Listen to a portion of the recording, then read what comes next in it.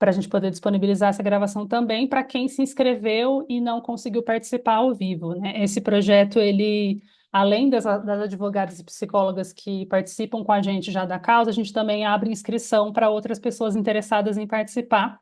Então, a gente vai disponibilizar essa gravação para quem não conseguiu assistir. A gravação de ontem também vai ficar disponível. E por conta desse projeto ser essa parceria com a Secretaria de Direitos Humanos e Cidadania, a gente tem uma lista de presença que eu vou passar aqui no chat e gostaria de pedir para que vocês assinassem. Quem está assistindo essa gravação pode solicitar essa lista por e-mail para a gente, que a gente passa também para vocês assinarem. Vou jogar o link no chat aqui daqui a pouquinho.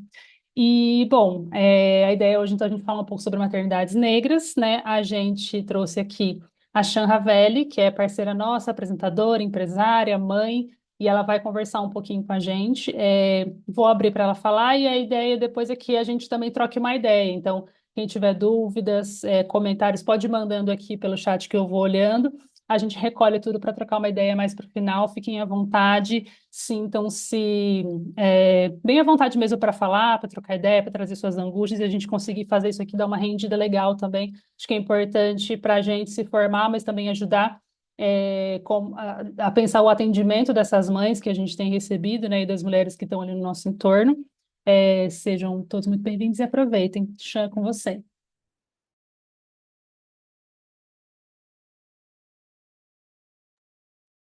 Muito boa tarde, gente. Obrigada. Primeiro, eu quero agradecer aí a Isis, a Mídia Ninja, pelo convite.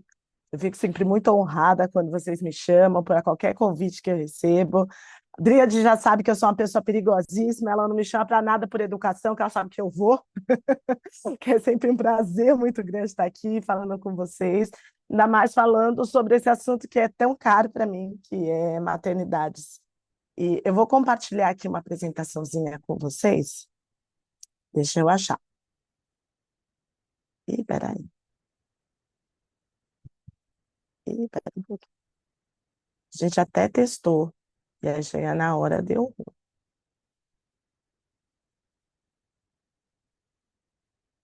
Não, vai funcionar aqui.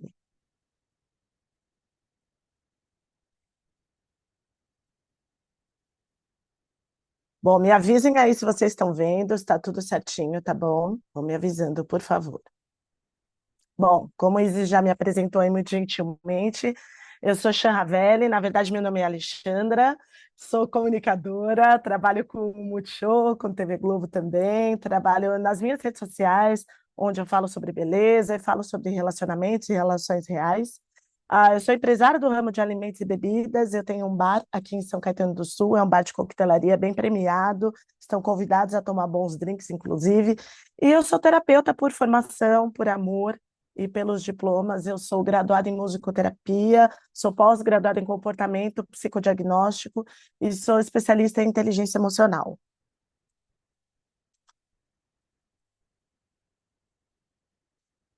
Mas, na verdade, acho que a coisa mais importante a ser dita sobre mim é que eu sou uma mulher preta, sou uma mulher crespa, sou uma mulher feminista, tenho 43 anos e sou uma mãe orgulhosa de três crianças maravilhosas. A Jade, que é uma criança de 12 anos, uma menina linda, esperta, inteligente e muito, muito, muito amada. Sou mãe do Rael, que é um rapaz de 9 anos, um garoto lindo, inteligente, muito amoroso. E levei um susto aí quando, há uns anos atrás, aos 41 anos, me vi sendo mãe da Eva, que hoje tem 2 anos, e é essa criança linda, sorridente, que foi muito bem-vinda e muito bem-quista. Mas não dá para começar a falar sobre maternidades pretas sem saudar as mais velhas, sem pedir a bênção e a licença para elas para poder chegar nesse assunto.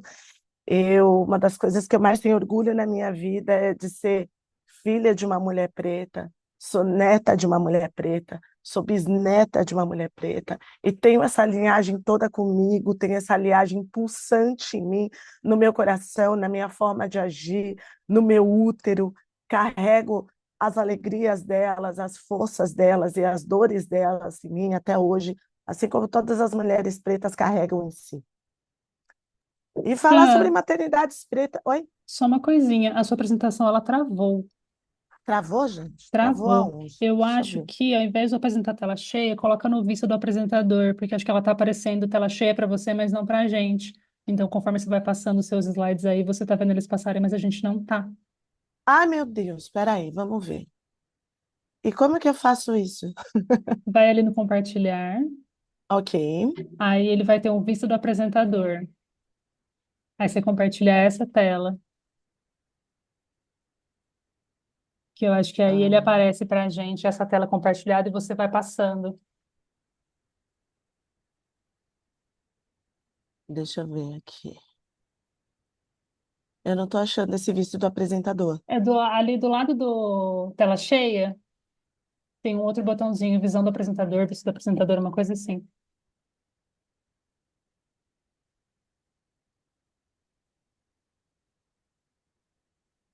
Deixa eu tentar.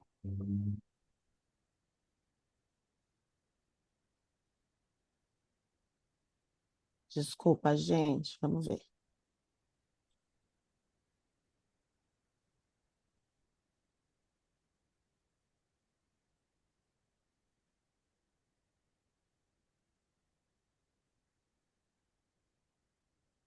Melhorou, Trid? Estão conseguindo agora? Agora, Isis? não, tá dando para ver que sua tela tá compartilhada, mas tá preto, não tá aparecendo a apresentação. Ai, que pena. Tenta sair, bota a tela cheia e entra de novo. Porque daquele jeito que tava, a gente conseguia ver assim o seu campo, aí aparecia que você estava Hum, apertando tela cheia, mas não, a apresentação não andava. não ia para vocês. Uh-uh. Deixa eu dar uma olhada.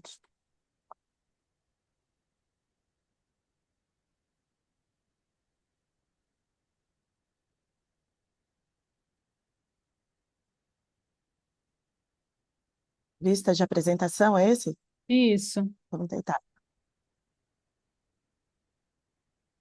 Aí coloca entrar no modo tela cheia, vamos ver se.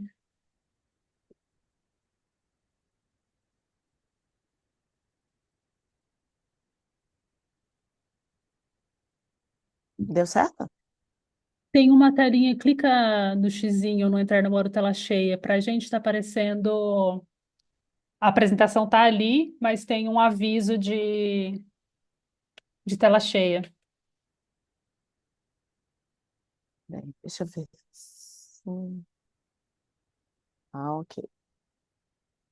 Aê! Deu? Aham. Lindas fotos, Pronto, agora inclusive. vocês podem admirar essa beleza. Essa beleza de filhos que eu fiz, essa beleza que é minha família. Agora é só ir passando normal, né? Isso, agora você vai passando para o lado e a gente vai conseguir acompanhar. Pronto, qualquer coisa então vocês me avisam, ok? Então, eu vou voltar a saudar novamente as nossas mais velhas, as nossas mães, as nossas avós, a todas elas que vieram antes de nós e que nós carregamos ainda na nossa forma de ser, de agir, nos nossos úteros, nas nossas formas de sentir. E maternidades pretas é muita coisa há muitos milênios, né? Dito aí pela mitologia dos orixás, onde a gente tem tantas mães diferentes, tantas mães que se manifestam de formas diferentes e que lidam de formas diferentes com as suas múltiplas maternidades ou com seus múltiplos jeitos de maternar também. Então a gente começa, gente, aqui vocês me interrompam quando vocês quiserem, tá bom? Para falar o que vocês quiserem, porque eu acho que é muito importante. Dríade, quando me fez o convite, disse que seria um bate-papo assim, e acredito que todo mundo tem o que falar aqui, por ser mãe, por ser filho, por acompanhar outras mães e por trazer também vivências suas próprias, de vizinhos, de quem quer que seja. Então eu queria muito a contribuição de vocês aqui. Eu tenho com o meu trabalho, tanto com o trabalho que eu desenvolvia enquanto terapeuta, quanto agora em redes sociais, a oportunidade de acompanhar muitas vivências de mães diferentes, em lugares diferentes, mas a gente nunca vai entender todas elas, né? Então é bem importante vocês trazerem aqui tudo que vocês sentem. Então a gente começa falando de maternidades pretas aí com as mães pretas grávidas, né? Onde você tem uma solidão, porque muitas dessas mães são abandonadas nas gravidezes, muitas dessas mães estão passando pela maternidade e pela adolescência ao mesmo tempo. E eu coloquei suposta solidão, porque mesmo quando essa solidão não existe, muitas vezes os estereótipos racistas da sociedade onde a gente está inserido faz o entorno pensar que essa solidão existe e que afeta essa mulher de alguma forma. E aí eu preciso dar um exemplo, porque agora na minha terceira maternidade mesmo aconteceu de eu estar no hospital, já estava bem grávida, assim, uma barriga de 8 meses, 8 meses e pouco. E aí uma senhora entrou do meu lado e começou a me olhar, sabe, com uma cara de dó, assim. Aí ela me olhou com uma cara de dó e puxou o assunto, né? Perguntou se eu estava ali para ver alguma coisa com o bebê e tal. Falei, eu tô com algumas contrações, tal, mas ainda tá cedo, né, para o parto, tudo. Então eu tô aqui aguardando. Aí ela me perguntou, esse é o primeiro filho? Falei, não, é meu terceiro filho. Aí ela me olhou com mais cara de dó ainda. Falou, nossa, moça, seu terceiro filho, mas você é tão novinha. Eu falei, não, moça, eu não sou novinha, não. Não sou novinha, não, e comecei tarde ainda, né? Comecei a ser mãe com 30 anos, né? Tá tudo bem. E aí ela fez aquela pergunta clássica que toda mãe preta que tem mais de um filho, que anda com esses filhos sozinhos, com certeza já ouviu. Foi, eles são todos do mesmo pai? Que na verdade não interessa a ninguém, isso não é relevante para ninguém, mas é um estereótipo que o próprio racismo já impõe às mães pretas e faz com que elas sejam vistas dessa forma, né? Com esse olhar de dó, com esse olhar de tristeza, com esse olhar de desespero, e levando a outros patamares, até em comunidades mais carentes que a gente tem, interiores do Brasil. Eu estive recentemente 15 dias no Maranhão, visitando alguns quilombos lá e algumas comunidades carentes. Esse estereótipo que se tem sobre maternidades pretas faz com que pessoas se sintam no direito de visitar esses lugares, irem até esses quilombos, irem até comunidades carentes, chegarem até moradores de rua e se sentirem no direito de se oferecer a criar os filhos dessas mães, a comprar os filhos dessas mães, como se elas não fossem ali dignas de criar os seus próprios filhos, ou como se estivessem fazendo um favor e uma gentileza para essas mulheres em criar seus filhos. E a gente fala aqui também sobre a violência obstétrica, que ainda abrange muito mais mulheres pretas na hora de seus partos, naquela hora que elas estão mais vulneráveis, e desde as coisas que elas escutam, né? Não abriu as pernas, então agora aguenta. Mas anestesia, não dá para segurar um pouco mais, até os seus direitos não serem respeitados, né? Até mulheres que queriam ter os seus partos normais, os seus partos naturais, e chegou na hora, foi feita uma cesárea e justificado com estava demorando muito, seria mais rápido, ela estava sem a, desculpa, enfim, sem a abertura necessária para que aquela vida viesse ao mundo, e outras justificativas que a gente já sabe que não cabem mais, que a gente já deveria ter esse conhecimento sobre ginecologia muito mais abrangente, para que muitos outros profissionais pudessem saber, ter esse conhecimento e lutar, né, por um parto que aquela mãe quisesse, que aquela mãe pudesse ter no momento.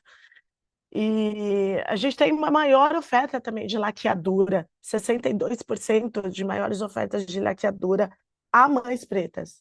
Tanto na hora de seus partos, sim, na hora de seus partos, ele já oferece para laquear essas mulheres, mesmo quando sejam seus primeiros filhos.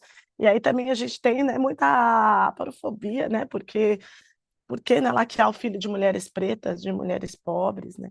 Mas essa solidão também, essas violências também obstétricas, estão lá, claro, muito maiores em mulheres pretas que são periféricas, que estão nesse contexto, mas também estão presentes lá pelos estereótipos racistas dentro dos hospitais particulares, dentro dos enfermeiros e dos obstetras, que muitas vezes são pagos e bem pagos por essa mulher, para na hora do seu parto elas terem ali uma tranquilidade grande, e o que acontece não é isso, né? O que acontece é que essas mulheres muitas vezes estão lá sendo estereotipadas e tendo menos acesso a anestesias, porque aquela mulher preta aguenta muito mais a dor, aguenta muito mais tudo que ela vai passar ali naquele momento, e esse pedido dela muitas vezes não é levado a sério, né? Queria saber se faz sentido para vocês, se vocês já ouviram, se já tem história sobre isso.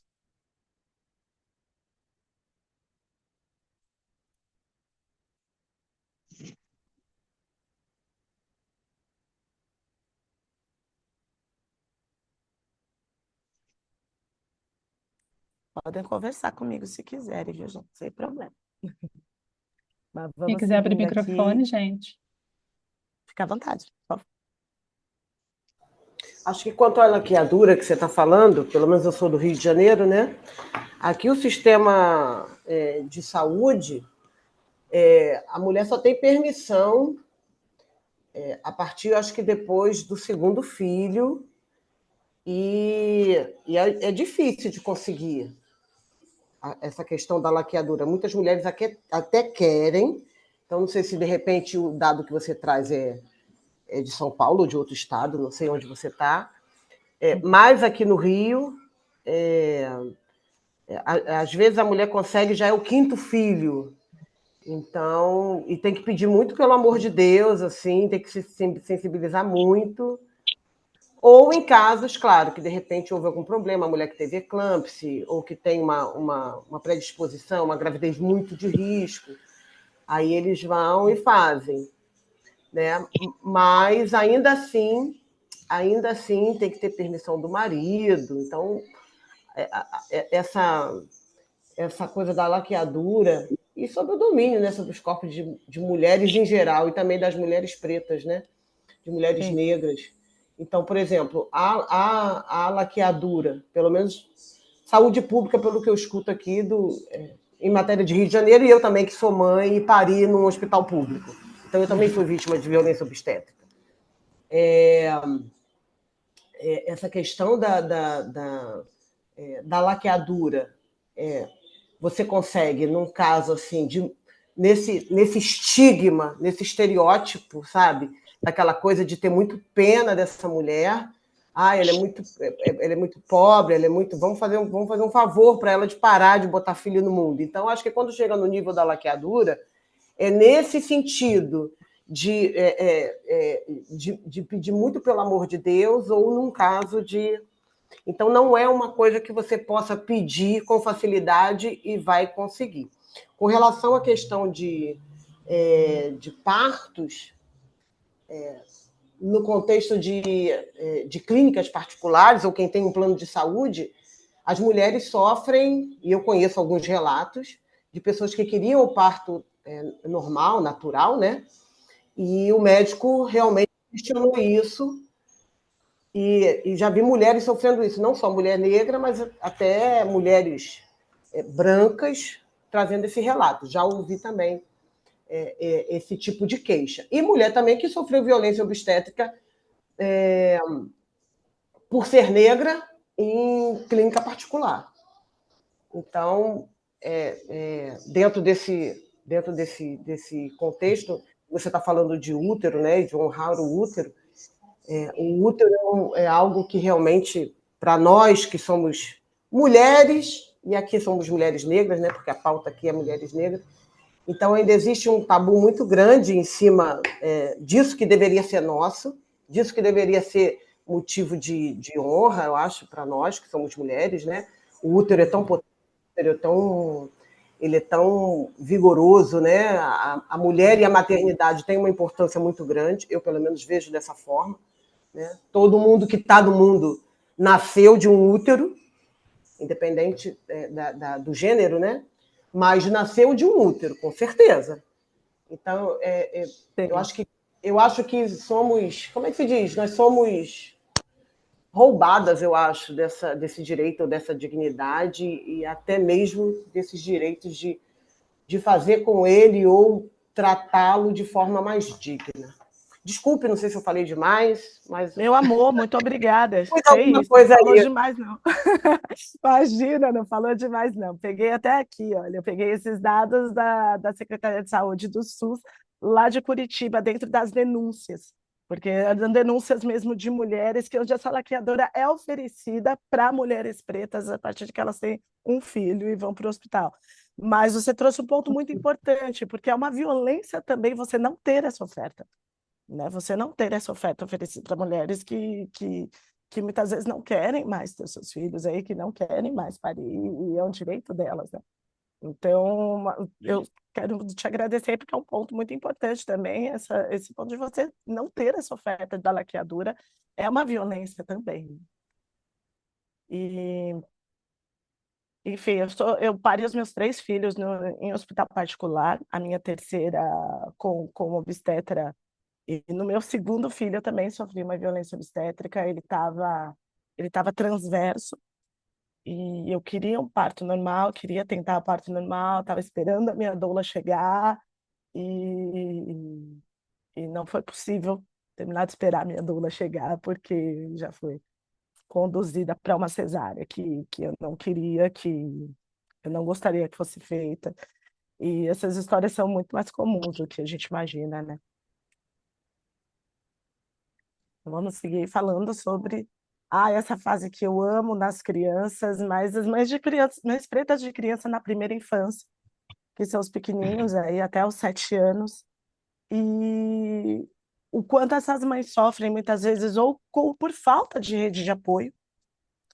E o quanto essas crianças também muitas vezes são criadas e educadas por rede de apoio, né? Aquelas que têm acesso a ter uma avó por perto, tios por perto, porque a gente precisa trabalhar, a gente precisa estar lá, então todo mundo não corre, está todo mundo fazendo essas coisas. E tem relatos de mães também que, né, sobre vaga em creche, como as nossas crianças são tratadas de forma diferente dentro das escolas, dentro das creches onde elas vão, e como essa falta de tempo das mães estarem perto, né, estarem mais por perto, terem mais essa disponibilidade de estar próxima, o quanto isso afeta a alimentação das nossas crianças, a saúde das nossas crianças, e até mesmo a relação delas com o lúdico. Porque muitas vezes a gente está cansado quando chega, né, do trabalho, ou a gente está cansado pelo próprio fluxo da vida. E como é que a gente vai brincar, né? Todo momento a gente vê, ouve as pessoas falando, como é importante brincar com as crianças na primeira infância, o quanto é importante a gente ter essa relação forte de afeto com eles na primeira infância, qual a importância, né, do lúdico nessa primeira infância. O lúdico que muitas vezes essa mãe preta não teve acesso, né, o afeto que a gente não teve acesso. E você precisa dar e oferecer esse afeto que muitas vezes não chegou até você. Então, eu vejo muitas mães pretas procurando e pensando a sua relação com o afeto que foi oferecido a elas durante a infância, e para poder repensar essa forma como vai ofertar esse afeto para os nossos pequenos. Essa apresentação está sujeita a interrupções, né? É isso. E repensar essa forma como você vai oferecer o afeto depois para os seus filhos e oferecer esse brincar para os seus filhos. Porque a minha mãe mesmo, eu tenho pouca. A minha mãe era uma pessoa muitíssimo afetuosa, mas eu tenho poucas lembranças dela brincando comigo, assim, porque realmente ela estava sempre muito no corre, sempre muito cansada, sempre muito, muito nesse processo, né? Então é muito fácil a gente falar sobre o lúdico, sobre brincar, sobre afeto, com mães que têm aí uma outra realidade, né? Mas muitas vezes essa relação com o lúdico, essa relação com o afeto, ela chega a mulheres pretas e a maternidade preta de uma forma diferente, ou pelas condições financeiras e sociais que elas vivem, ou mesmo as mães que já têm uma condição de dinheiro melhor e que já estão aí num outro nível social, chega pela própria vivência, porque muitas vezes não vivenciaram esse afeto e não vivenciaram essa relação com o lúdico, né? E aí a gente perpassa tudo, né? A alimentação, você pega aquelas coisas, né, lindas. Eu adoro acompanhar esses processos de coisas. Eu nunca vou fazer, gente, mas eu adoro acompanhar aquelas mães que fazem tudo em casa, sabe? Não sei o quê, que vão fazer o queijo, que vão fazer o pãozinho, que vão fazer aquelas lancheiras maravilhosas, elaboradas. Assim. Aqui em casa são 3, eu não tenho nem tempo e nem paciência e nem vivência, sabe, para poder fazer isso para eles, assim. Então, a gente tem uma relação de maternidade muito diferente. E até você tirar a culpa disso e entender que cada mãe é uma e que as mães são todas diferentes e que a gente pode fazer as coisas do nosso jeito também, tá tudo bem, né? E para as mães de primeira infância, muitas vezes essa culpa é muito mais difícil, é muito mais latente, porque você quer fazer aquilo, né, de um jeito que seja muito ideal, de um jeito que seja muito legal. Muitas mães querem fazer isso de uma forma que o tempo que elas têm ali, que as condições que elas têm, não suprem a forma como você quer ser mãe, como você quer estar ali presente, né? E até a gente poder pensar que está tudo bem não maternar daquela forma, é um processo grande. Do mesmo jeito que muitas vezes as mães que não se sentem confortáveis em maternar dessa forma, muito cheia de mimos e tudo, também se culpam, às vezes, por ver outras mães fazendo dessa forma e pensar que a sua forma de maternar está errada. Então, eu acho muito pertinente a gente colocar e sempre falar e sempre se referir a maternidades no plural mesmo, para poder deixar nítido que cada mãe tem a sua forma, cada um tem o seu jeito e tem a sua relação, seja com a amamentação, que para algumas é super fácil, para outras é um desafio enorme, seja com introdução à alimentação, seja com desfraude, salas de aula, a relação com tarefa de criança dentro de casa. E muitas vezes as pessoas que não são mães, quando a gente fala que é cuidar de outras vidas, não conseguem ter essa dimensão do que significa cuidar de outras vidas, né? De como é amplo a gente pensar em cuidar de outras vidas, que é pensar em cuidar, e não só de cuidados básicos, como alimentação, saúde, tempo de qualidade com aquela criança, mas como cuidar de um jeito muito holístico mesmo, pensar em quem são essas pessoas, ter o tempo de olhar para essas crianças e ver quem eles são, o que eles trazem ali, quais são as facilidades deles, quais são os dons, os talentos que eles demonstram desde pequenos, os gostos que eles demonstram desde pequenos, as dificuldades que eles têm. Então, esse olhar leva tempo. E leva muita atenção. E é um olhar que muitas vezes as pessoas que não têm filhos, a gente fala sobre cuidar de crianças assim, tem essa ideia muito prática, né, sobre cuidados, e que às vezes não são tão práticas assim. São muito mais sobre observação, muito mais subjetivas, do que se cuidados só práticos, né, com eles. É perceber que um olhinho está meio caído, que aquele olhinho não costuma ser assim, então aquela criança pode estar ali ficando doente, o que você pode fazer nesse intermeio? É perceber um dom e uma habilidade ali começando a se manifestar, entender o que você pode fazer, ferramentas que você pode buscar para que aquele talento possa ser muito melhor desenvolvido. E esse olhar leva tempo, esse olhar leva muito cuidado. E esse olhar, muitas vezes, não aparece para as mães pretas, porque muitas vezes esse tempo a gente não tem. E esse tempo as pessoas que estão ali nas redes de apoio, cuidando das nossas crianças, podem não ter, da mesma forma que uma mãe teria. Então, na primeira infância, são esses ossos aí que a gente tem para roer, e muito mais, né, mulheres? Me contem. Adriana, tinha uma dúvida, Adriana, você quer aproveitar agora para falar? Oi, sim. Oi, Oi, Alexandra, Adriana. Podem me chamar de Xandriana, sem problema. Tá bom. Então, ali, né, você falou sobre a questão da violência obstétrica, né?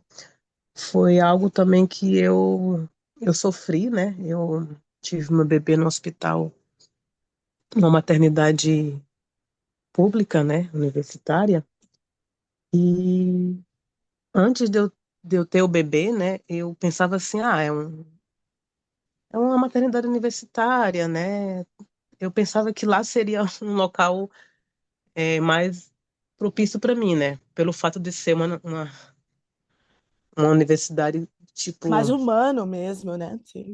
exatamente. Mas eu sofri muito, sabe? Eu sofri muito. No meu caso, foi assim: eu estava optando sim ter o parto normal, né? Só que no meu caso foi muito doloroso, assim, sabe? Muito sofrido. Eu sofri muita dor. E daí eu falava assim com os médicos, né, para fazer a cesárea e tudo mais. Eu sei que seria mais complicado na questão da recuperação, mas eu queria o parto cesáreo para a questão de sair daquele sofrimento, sabe? E assim, eles me falaram muitas coisas, né? Olha, eles me falaram coisas absurdas. Mas aqui é um hospital público, a gente prioriza o parto normal. Falou até questão de religião, né? Mas foi Deus que quis assim. Um absurdo, sabe? Um absurdo. Então, assim, eu não sabia o que que era uma violência obstétrica, porque, assim, ó, eu ouvia muitos relatos das minhas amigas falando, só que, assim, elas achavam que era normal aquilo, né? Um médico falar assim, é, tu tem que fazer força, se entrou, tem que sair. Essas coisas absurdas, né? E, assim, eu ficava escutando elas e eu pensava, nossa, e eu depois eu comecei, quando eu passei por essa situação, eu vi que não é uma coisa assim que eu tenho que normatizar. E a outra questão, aí eu fiquei pensando, né? Aí o que que aconteceu? Isso me fez eu ter muitos traumas, porque eu não queria ser mãe, sabe? Mas aconteceu. Então, tipo assim, isso me gerou muitos traumas, e olha só o que aconteceu.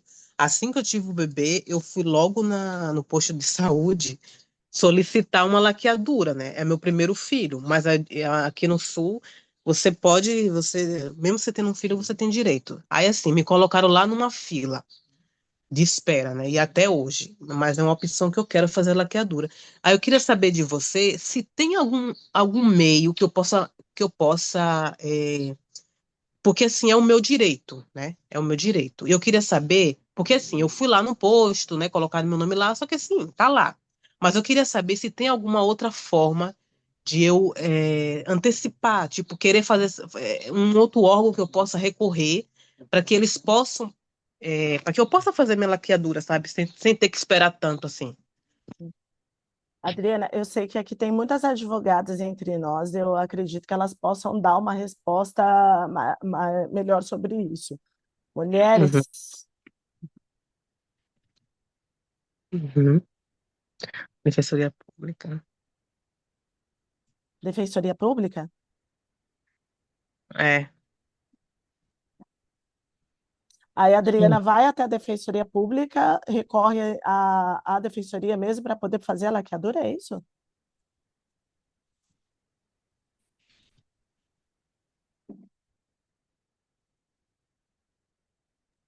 Olha, eu não sei se as meninas que estão aqui também dos aparelhos públicos podem dar uma ajuda para a gente nesse sentido, né? Que, enfim, então, trabalham também com assistência social. Oi, boa tarde. Posso falar aqui com vocês um pouquinho? Meu Claro, por nome é favor. Thaís, eu sou uma das advogadas da causa, né? Acredito que a dúvida dela é sobre o acesso, né, à laqueadura, o procedimento de laqueadura, como que ela pode fazer para ter esse acesso. Sim. É o seguinte, é feito a Defensoria Pública, né, como foi sugerida, ela vai fazer um pedido judicial, né, para que seja cumprida a vontade dela. Então, assim, a Defensoria Pública ela vai ser um meio, mas é a justiça mesmo o fim, tá? Então, seria um pedido judicial. Aí pode ser feito através de um advogado público, que é o caso da Defensoria Pública, do advogado particular, ou de alguma outra assistência judiciária fornecida por algum outro órgão. Mas o caminho seria judicial mesmo, uma obrigação de fazer, tá? Um pedido jurídico aí fácil. No caso, como foi um hospital público, a Secretaria de Saúde ao diretor responsável, né, por aquele aparelho, tá bom? Acho que seria essa a dúvida no ponto jurídico aí. Obrigado, gente. Desculpa por entrar atrasada. Imagina, Thaís, muito obrigada, viu? Adriana, fica aí então essa dica valiosa para você procurar aí um advogado e exercer os seus direitos, mulheres, porque é isso. E agora que ela me falou sobre isso, quanto colocou para a gente aqui, inclusive, muito obrigada, Adriana, por ter colocado aqui a tua história, dividido com a gente a tua história. Muito obrigada mesmo, viu? Quando ela colocou isso, eu lembrei de uma amiga minha, mãe de três também, que passou por violência obstétrica. No primeiro filho, muito grande, a violência obstétrica dentro de um hospital, assim, foi realmente bem complexo para ela. E aí, na segunda gravidez, ela já ela começou a levar um primo dela junto, mesmo quando ela ia fazer os exames ou qualquer coisa, porque ela percebeu que o tratamento oferecido a ela quando ela estava com o homem do lado, quando ela estava com o primo do lado, era completamente diferente do que quando ela estava sozinha. Esse primo acompanhou ela na hora do parto, inclusive, dos outros dois filhos, e ela não teve problema nenhum. Então, assim, é absurdo, né, o quanto o patriarcado se impõe, inclusive nesses momentos, que é um momento tão nosso, tão da mulher com o seu corpo, com o seu bebê, com a sua cria, o seu momento ali, o quanto o patriarcado se impõe, inclusive nesses momentos. E aí ela me falou isso e me falou umas outras coisas, e é uma mulher E essa minha amiga é uma mulher tão sofrida por essas condições mesmo assim, que ela viveu no puerpério e tal, que ela conta essas histórias na mesa de um bar com uma cerveja do lado e dando muita risada, assim, sabe?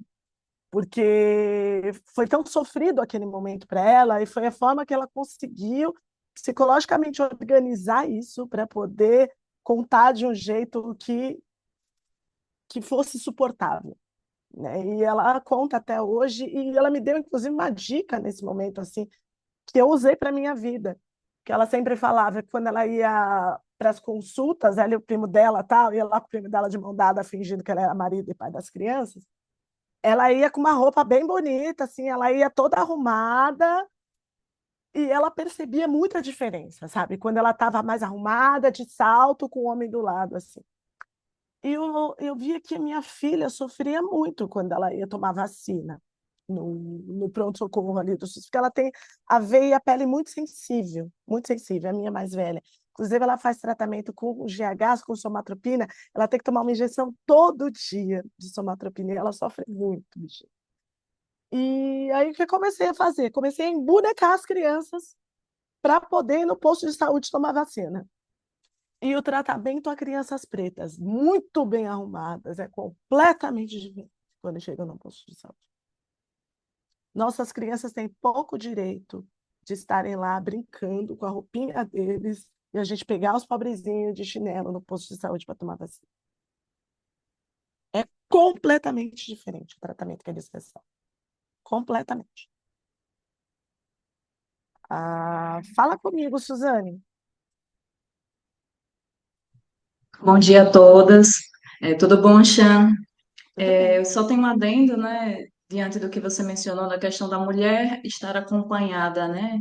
O quanto o patriarcado ele é nocivo na maneira que ele se manifesta para as mulheres. Eu, inclusive, peço licença por não ser mãe, pelo local de fala, mas em apoio à fala de vocês, o quanto o patriarcado ele influencia negativamente e principalmente na questão da maternidade preta.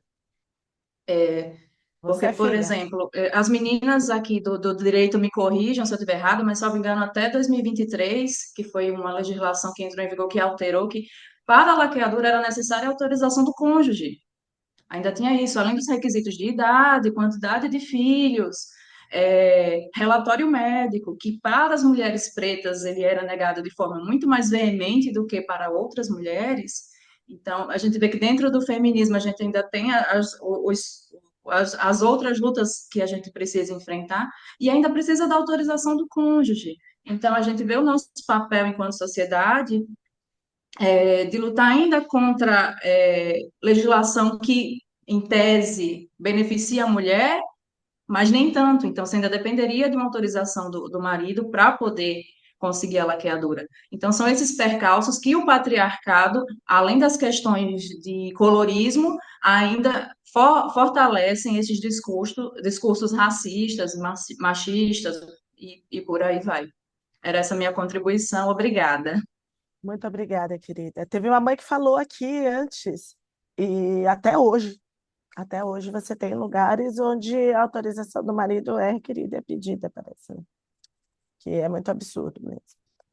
Vamos falar sobre mães pretas atípicas. E eu até coloquei uns 3 pontinhos aí, porque esse assunto é muitíssimo caro para mim. 2 das minhas crianças são crianças atípicas. Eles têm DDA, né? É um tipo de déficit de desenvolvimento de aprendizagem. Então, eu tenho Jade, a minha mais velha, que tem TDAH, que tem transtorno de hiperatividade e atenção. O dela é mais atencional do que hiperatividade. Ela tem muita dificuldade atencional, tem muita dificuldade de focar no que tem para fazer, o que influenciou muito, muito na aprendizagem dela. E até hoje a gente está lá batalhando muito por isso.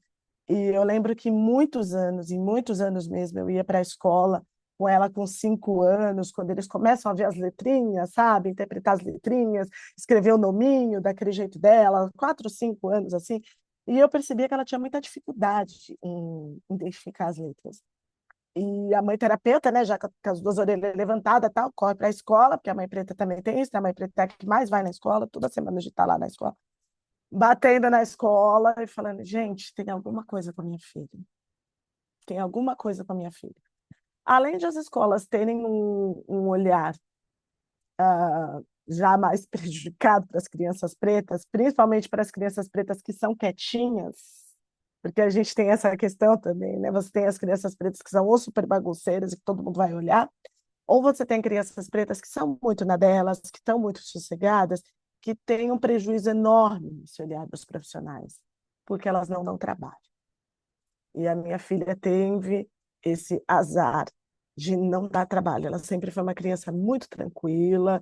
A questão dela, como eu falei, é muito mais atencional, né? A hiperatividade dela vai muito mais, se manifesta muito mais em ansiedade.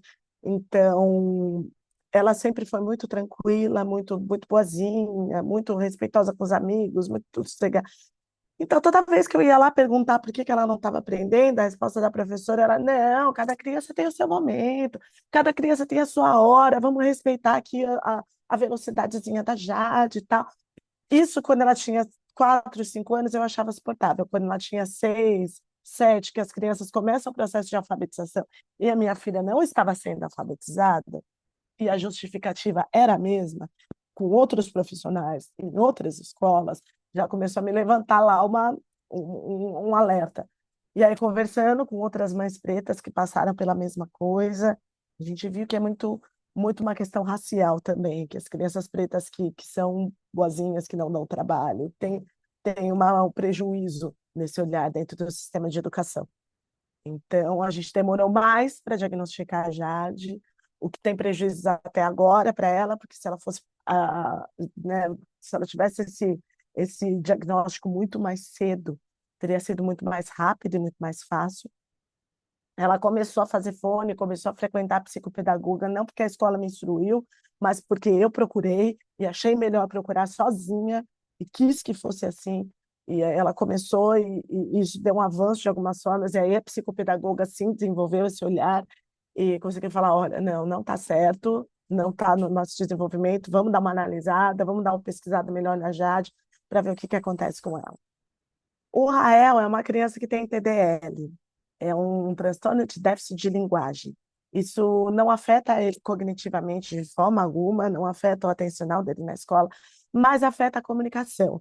Então, eu percebi que ele tinha muito mais dificuldade em falar, e aquela época de 1 ano e meio, 2 aninhos aí, onde as crianças já estão falando, repetindo muitas coisas, querendo se comunicar, ele não estava nesse processo. Mas o que acontece? Diferente de Jade, o Rael sempre foi virado no doido. Então, ele sempre foi muito agitado, uma criança muito agitada. Então, mesmo antes de eu ter qualquer relação com o diagnóstico dele, ou de entender quem era o Rael, eu já era muito chamada na escola, por ele ser essa criança muito arteira. Então, por ele ser muito, tudo o que acontecia era culpa do Rael. Tudo o que acontecia em todos os lugares, mesmo quando ele não estava próximo, era culpa do Rael. E aí, conversando com a minha sogra, eu sou casada também com um homem preto, né?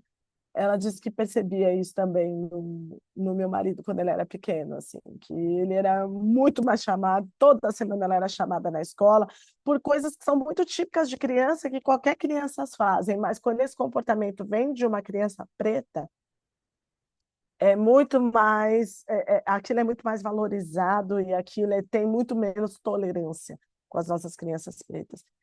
E as crianças atípicas, enquanto as mães estão lá, né, preocupadas em levar as crianças ao shopping, em acompanhar material de casa, a mãe atípica está na luta por terapias, está na luta nessa busca, né, por terapias.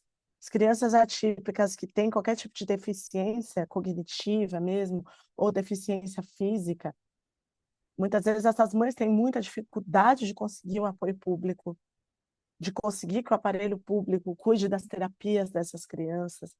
Uma dificuldade muito maior, inclusive, em chegar até essas terapias, em ter acesso a elas, em entender o que elas conseguem ter ali por parte do Estado. E a vida da mãe atípica é algo que me toca muito, assim, porque, embora os meus não tenham nenhum tipo de deficiência cognitiva, eles também são atípicos pela forma de aprendizado e pela forma como eles veem o mundo, que eles têm as coisas, e é muito complexo você ter que explicar isso nas escolas, você ter que caçar essas terapias, a forma como eles são vistos pelas outras crianças, muitas vezes até pelas outras crianças pretas que não têm vivência com isso. Então, saber se a sua criança vai ser abraçada pelas outras crianças como alguém que está ali, além da sua deficiência, é algo que afeta muito a nossa saúde, inclusive psíquica e emocional. Queria saber de vocês sobre vivência com mães atípicas, se vocês têm, o que vocês enxergam.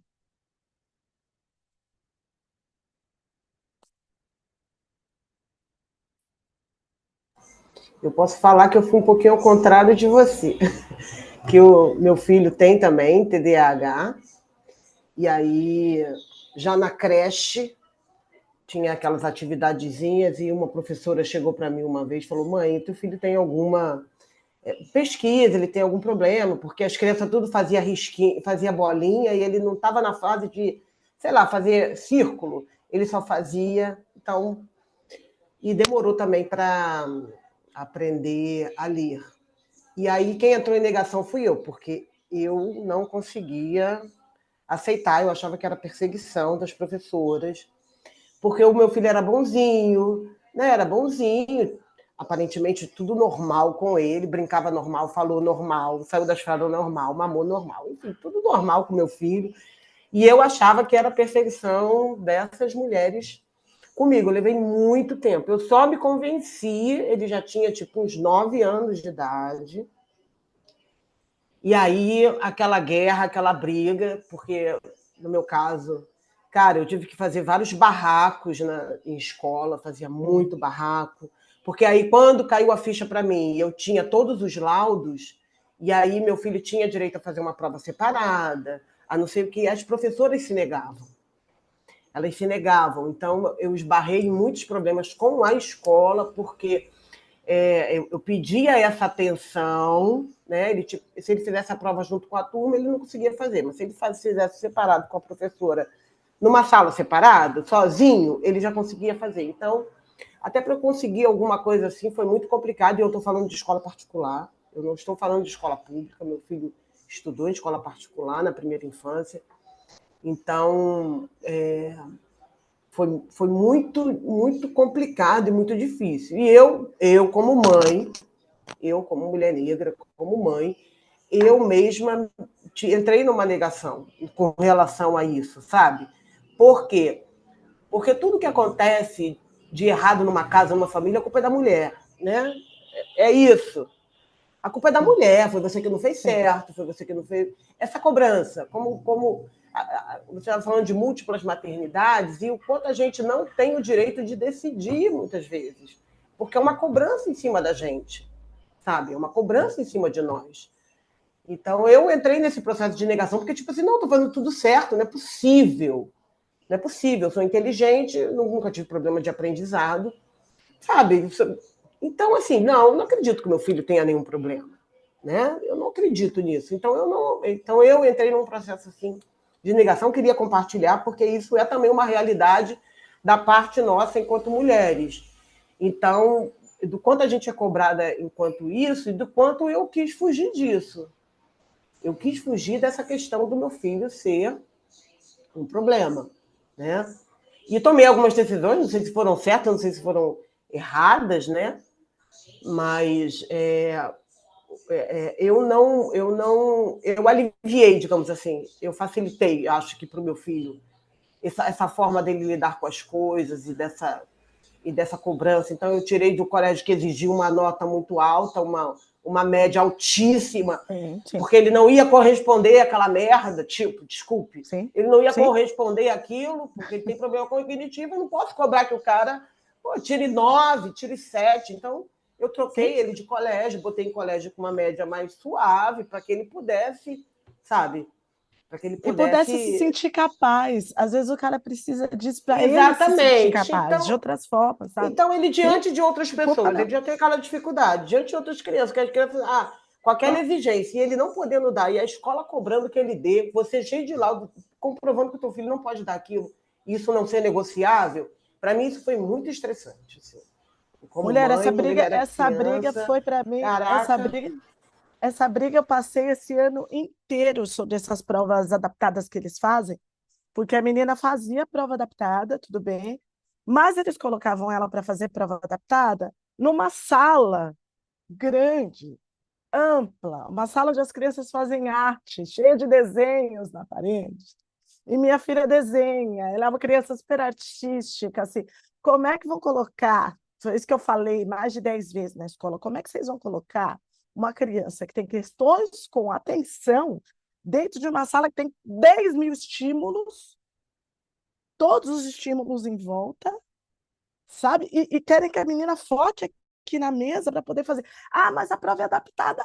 Amor, não adianta a prova ser adaptada e você colocar a criança num ambiente que não está adaptada. A maior dificuldade que ela tem. Então, assim, é muita briga, gente. É muita briga. Ser mãe atípica é muita briga. Como que é seu nome, mulher? Você falou aqui comigo já e eu não é sei teu nome. Rose. Rose, Rose. desculpa. Como a Rose falou aqui, é muita briga. Começar por essa briga interna, né? Porque a gente demora a aceitar, a gente demora a entender que os nossos filhos têm alguma coisa, e até porque a gente tem aquela coisa de se culpar muito, né? A culpa já é das mulheres, a culpa já é das mães.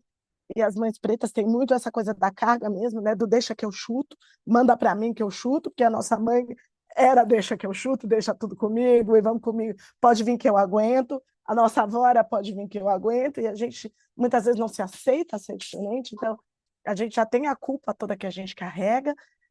Então é muita coisa, é muita demanda. Quando vocês veem qualquer mãe atípica por aí, qualquer mãe preta atípica, acolham essa mãe. Falem com ela com muito cuidado, porque é uma luta grande, é uma mãe que vai na escola muitas vezes, é uma mãe que está enfrentando, que vai enfrentar muitas coisas que até para a gente é muito óbvio, está lidando com essa criança que está convivendo, e muitas vezes também, eu não sei se você percebe a mesma coisa, Rose, mas muitas vezes eu percebo a escola abraçando, sim, e sendo legal com as dificuldades que essa criança tem, mas muitas vezes também querendo ditar limites para os nossos filhos, querendo ditar até onde os nossos filhos Uhum. podem chegar ou não. Eu já vi muitas vezes aqui uma mãe falando, ah, eu não sei se o Rael mesmo, queriam reter o Rael esse ano, assim, chegou em agosto, mais ou menos, queriam reter o meu filho. E vieram conversar comigo para falar, olha, eu acho que a gente vai ter que manter o Rael no 4º ano. Eu falei, gente, mas como que manter o Rael no 4º ano? Ele não tem nada de cognitivo que desabone ele, sabe? Que tenha, tá? Tô aqui com o laudo, tô aqui com o relatório, não tem nada que dificulte ele aprender. E aí é que eu fui ver que é um trabalho, né, de ensinar o Rael. É dificultoso você ensinar alguém que tem dificuldade de comunicação. A educação, todas as nossas relações são feitas através da comunicação. Então, você tem que sentar com essa criança, explicar para ele de uma outra forma, trazer para ele desenhos ou outros recursos, onde ele consiga entender aquilo que está sendo passado, dá trabalho. Mas é um trabalho que não deveria ser da mãe. É um trabalho que deveria ser da escola, que deveriam ter ali profissionais que estivessem prontos para enfrentar isso, que estivessem prontos para lidar com essas dificuldades de aprendizado, ou dificuldades ou nem dificuldades, mas entender que as pessoas aprendem de formas diferentes. Mas me apavora muito, e foi o que eu disse para a escola, me apavora muito pensar que, de repente, se você descongelasse um professor de 1930, descongelasse um professor de matemática agora, ele ia entrar na sala de aula e ia dar lá dele. E ok, assim, né?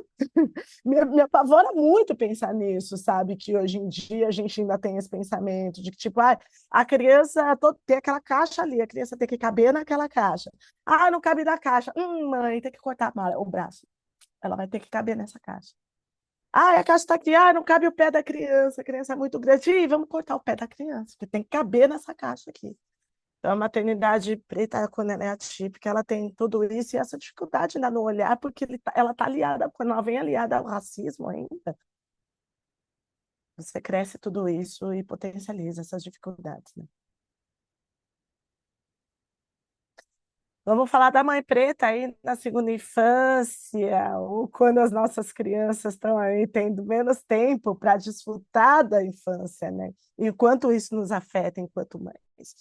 Então, você tem aí, né, partindo das crianças, quando chegam nessa fase dos 9 anos, dos 10 aninhos, quando elas estão pré-adolescendo, né, ali, e você percebe que muitas vezes as crianças pretas, elas pulam dessa fase, porque em alguns lugares as crianças pretas, quando elas começam a pré-adolescer, e algumas meninas pretas já começam a ter peito, já começam a ter bunda, já começam a criar o corpo, essas meninas pulam a fase da pré-adolescência, já deixam de ser meninas e passam a ser novinha, e os nossos meninos pulam essa fase também, começam a crescer, começam a ficar um pouco maiores, eles também deixam de ser criança e passam a ser os moleques ali que já recebem um outro olhar social, até mesmo dos donos de comércio, até principalmente da polícia. E, e o quanto isso nos afeta enquanto mães, né? E quanto isso nos preocupa enquanto mães. Eu tenho duas crianças que estão bem nessa faixa etária, a Jade, que está com 12, e o Rael, que está com 9 anos, e que é um menino, né, voltando aí nas atipicidades, ele é um menino que tem uma dificuldade em aprendizagem, então pensem o quanto eu me preocupo em treinar o Rael, desde agora, porque eu sei que muitas vezes o policial vai para lá, e aquelas palavras vão chegar na cabeça dele de um jeito que ele não entenda, ele vai ter que pedir para esse policial repetir o que ele está falando, e como isso vai ser recebido. Então, assim, os garotos atípicos nessa faixa etária aí na adolescência é uma preocupação gigante, gigante para a gente, porque às vezes eles não vão entender o que aquele cara está falando, eles não vão entender o que aquele policial está falando. E muitas vezes o espaço onde meu filho explicar o que ele tem, explicar o que ele é uma criança com TDL, e pedir para aquele policial repetir para ele, muitas vezes esse espaço de tempo é a diferença entre a vida e a morte para ele, literalmente. Então, é o que agora eu estou com esse osso para roer aqui dentro de casa, e ele ainda é um cara sagitariano que não está muito aí para muita coisa.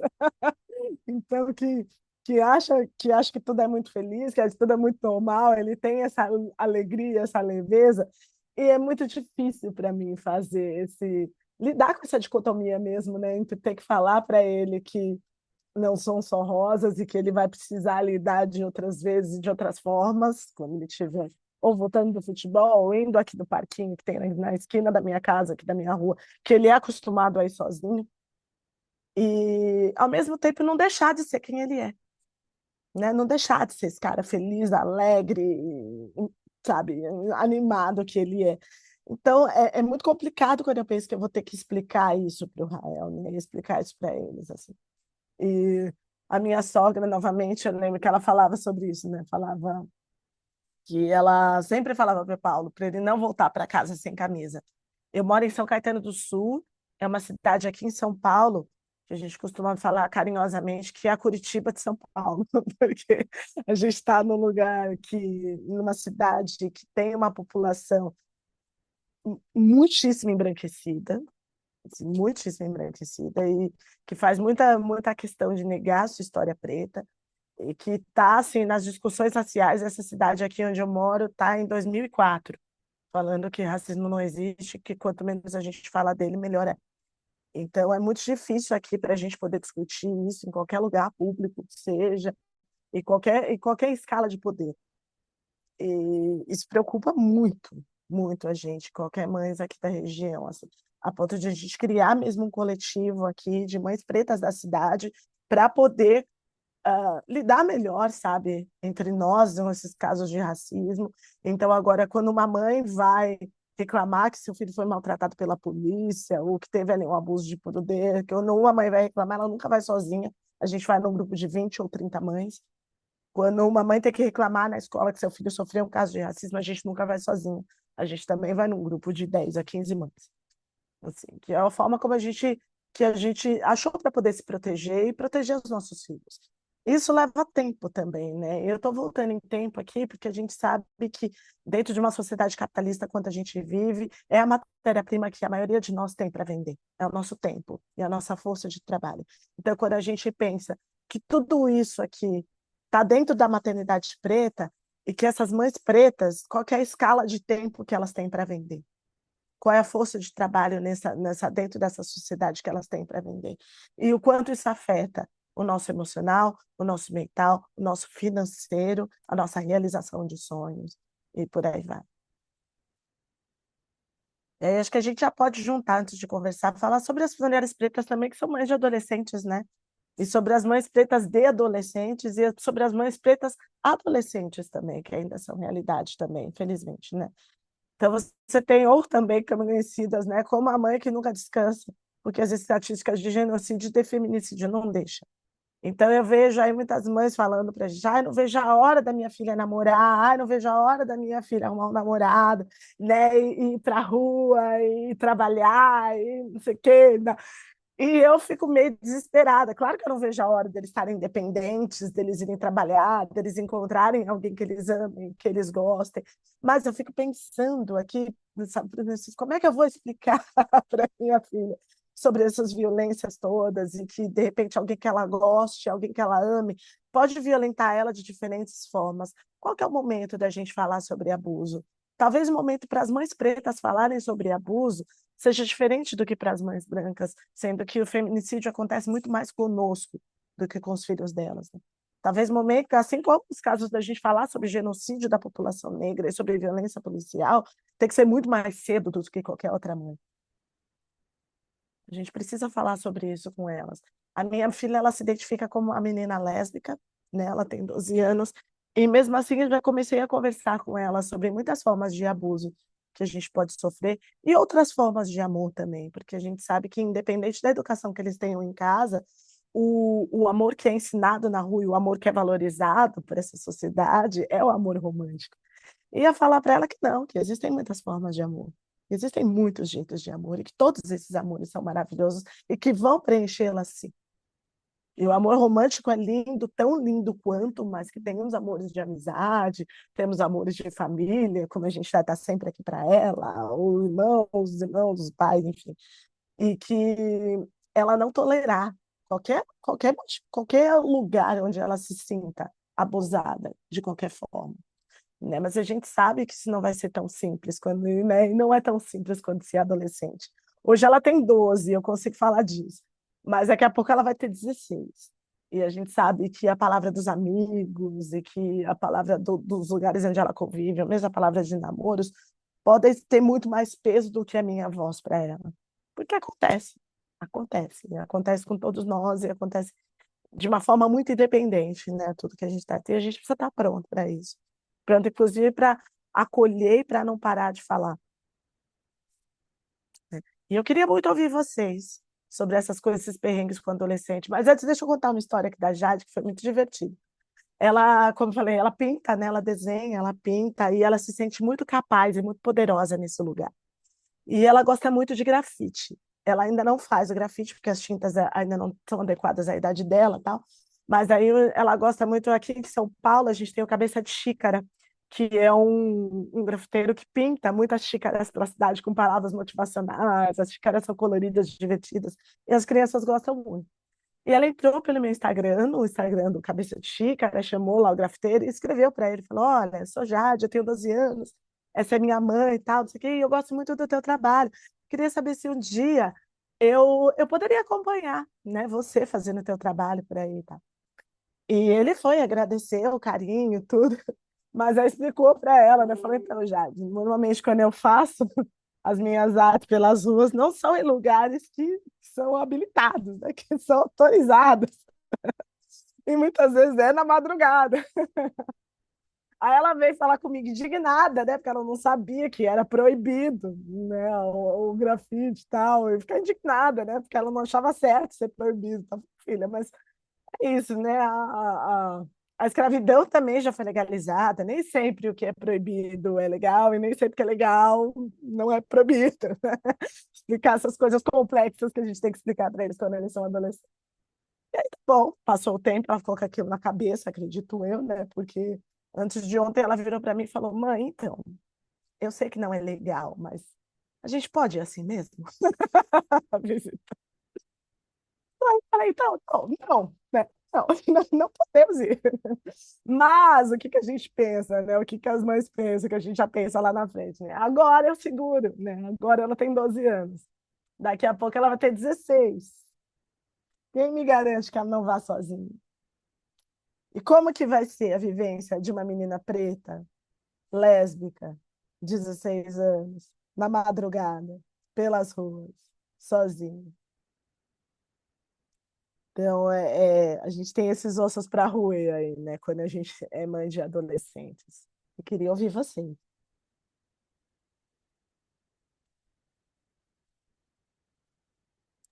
Queria ouvir vivências em insights, em reflexões. Oi, vocês conseguem me ouvir? Perfeitamente. Como que é seu nome? Boa tarde, eu sou a Cíntia, eu sou assistente social aqui no CRCM Maria de Lourdes Rodrigues, estou no território do Capão Redondo e, meu, estou explodindo aqui, está muito lindo isso, é muito louco você escutar as histórias e as opiniões que são muito parecidas com as suas vivências, com as coisas que você escuta no dia a dia. Então, primeiro eu quero agradecer a oportunidade, estou arrepiada. É... Ai, então, vamos lá, fiquei emocionada, deixa eu organizar o pensamento.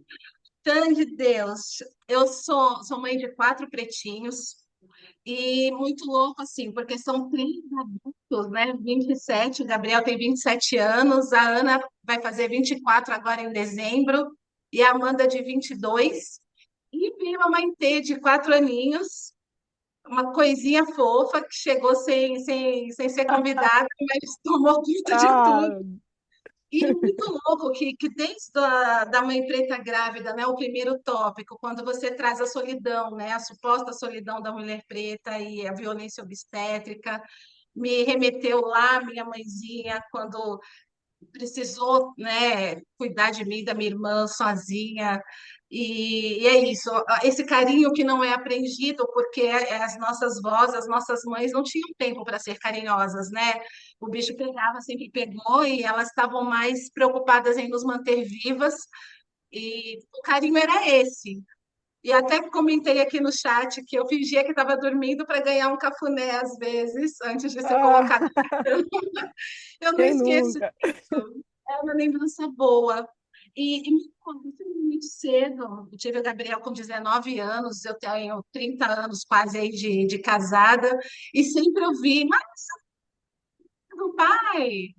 É muito louco isso, né? Não importa se a gente estudou, se a gente tem uma condição social, socioeconômica um pouco melhor, se nossos filhos estão em escola particular, a gente é preto. O carimbo está aqui e isso já é o suficiente para a gente sofrer preconceito, racismo e outros tipos de violência, né? Muito louco. Eu passei por todas essas fases, né? Eu não sou uma mãe atípica, mas a gente atende aqui no CRCM mães com essa dificuldade de lidar com o sistema de educação, com o sistema de saúde, para ter um diagnóstico é uma luta, e percebe-se claramente, é difícil para todas as mães, né? Isso é um fato, uma coisa que está dada, mas é visível que para a mãe preta ainda é um pouco mais difícil, porque a gente esbarra nessa coisa do preconceito. A gente pode esperar, né? A gente pode esperar. Todo mundo vai esperar, mas a gente vai lá para o final da fila. E aí de você, se acontecer qualquer coisa e você perder a consulta, e aí é Sim. complicado. Tem sempre isso, né? A respeito da primeira infância, eu só queria compartilhar aqui rapidamente com vocês a necessidade que nós temos, enquanto profissionais também, de apoiar essa mãe para que ela tenha, consiga entender um pouco da sua história e do seu valor, que ela consiga fortalecer sua autoestima, porque eu vim me entender mulher negra quando o racismo pegou a minha família de jeito, dentro de uma escola particular, quase destruiu a vida de uma das minhas filhas, e hoje já apresentou o TCC para o curso de psicologia, a preta maravilhosa, conseguiu ressignificar tudo o que aconteceu com ela, deu a volta por cima e me ensinou a ser mãe de crianças pretas. Porque é isso, né? Enquanto eu estava crescendo, Você dava três tapas na cara da sujeita no meio da rua e seguia a vida.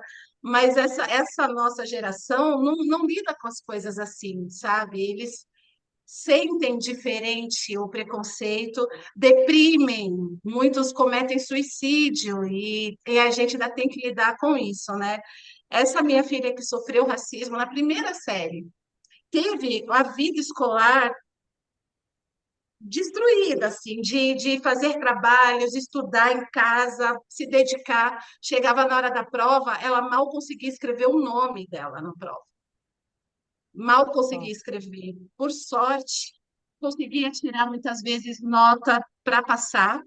No ensino médio, passou por conselho, porque passou o ano inteiro, o terceiro ano inteiro, isolada, entrava na aula sem falar nada, saía muda da aula, não tinha amigos. Foi difícil, sabe? E o apoio da família, a terapia fizeram com que ela conseguisse passar por isso, sim, como é que eu posso dizer? Sem se com mínimo de forças, porque são existia, mas não era aquela coisa profunda que não deixava ela reagir quando precisava. Não sei se eu estou me fazendo entender, mas Sim, enfim, super. passou por isso e a faculdade foi melhor, graças a Deus, é uma ótima aluna que conseguiu ressignificar isso. E com a irmãzinha está sendo diferente, né? A Maitê é do tipo que você pergunta para ela como é que é o seu cabelo, ela joga o black para cima, maravilhoso, cheio de cacho, ama as bonequinhas pretas dela. Na escola, se alguém fala que ela não é preta, porque já tem isso, ser preto ofende, né? Você fala, pretinha, Sim. não fala isso.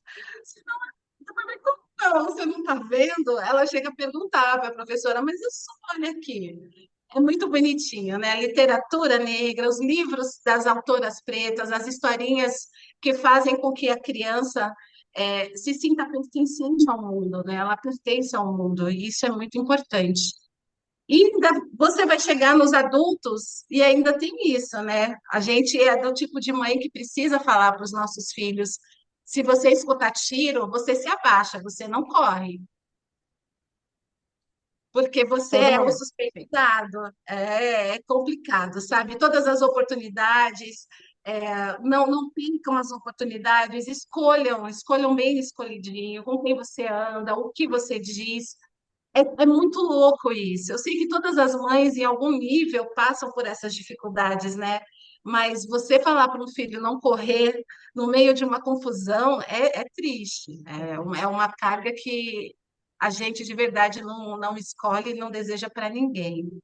Enfim, gente, eu só queria poder pôr para fora todos esses sentimentos. Obrigada aí pela escuta. E seguimos, Chá maravilhosa. Estou te seguindo aqui já, ganhou uma fã.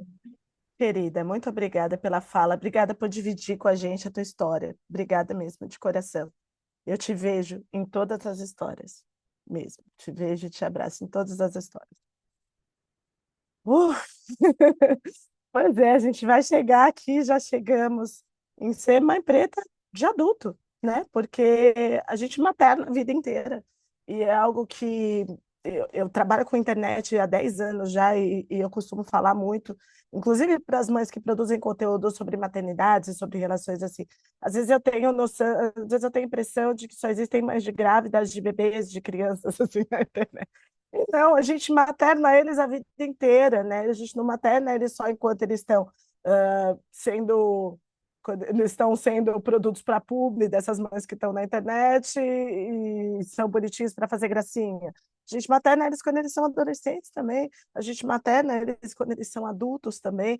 E como a gente já colocou aqui para a gente, os nossos filhos, mesmo no amadurecer das nossas crias, a gente continua tendo esse monte de preocupações, inclusive sobre com quem eles vão se relacionar e sobre como essas relações vão se desenvolver.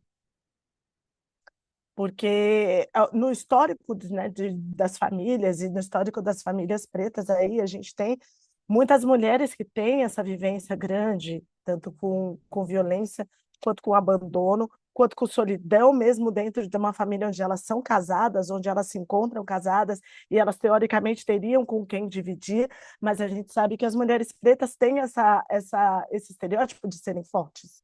E a gente foi educada para ser essa força toda, né? Se tem uma coisa que une todas nós, independente de classes sociais, é que todas nós crescemos ouvindo seja forte, seja forte, seja forte, seja forte. Independente de sermos mulheres pretas de quebrada, de favela, de quilombos, ou mulheres pretas, filhas de médicos, de pais que já têm diplomas universitários, que a gente já existe sim, a gente escuta que a gente precisa ser forte, e uma hora a gente entende que a gente é forte.